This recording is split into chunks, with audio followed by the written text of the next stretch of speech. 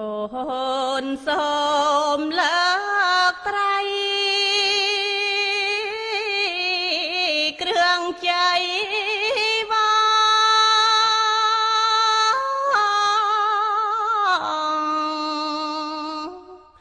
កូនលើកដៃត្រជូនចំពោះ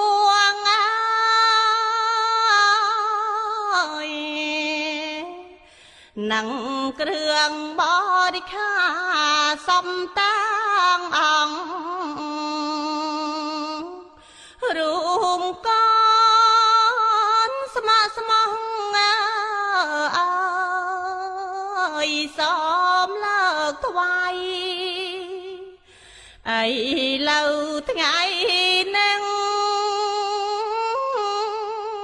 កូន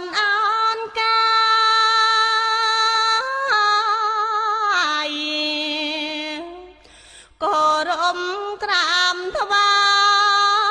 យដោយពេញចិត្តណាស់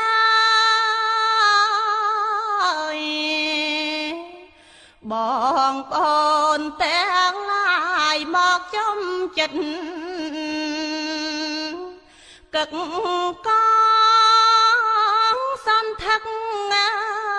អើយសែនរិញរីសូមលោកនាងមានគុណតទួលយកដែលក៏នំមកញោមថ្វាយហើយអត់មានខ្វាំងអ្វីសងឡើយអ្នកមានគុណអើយតទួលយកនៅគ្រឿងជ័យវ៉ាល្អប្របី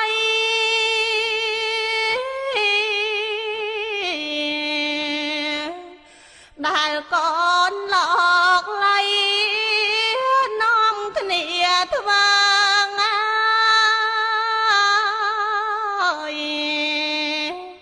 ជូនលោកអ្នកមានគុណសំសារពើកូននាំគ្នាធ្វើជូនលោកមានគុណសូមលោកអ្នកមានគុណអនុមោទនា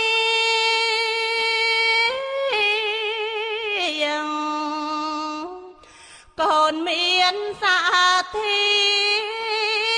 ចំពោះត្រង់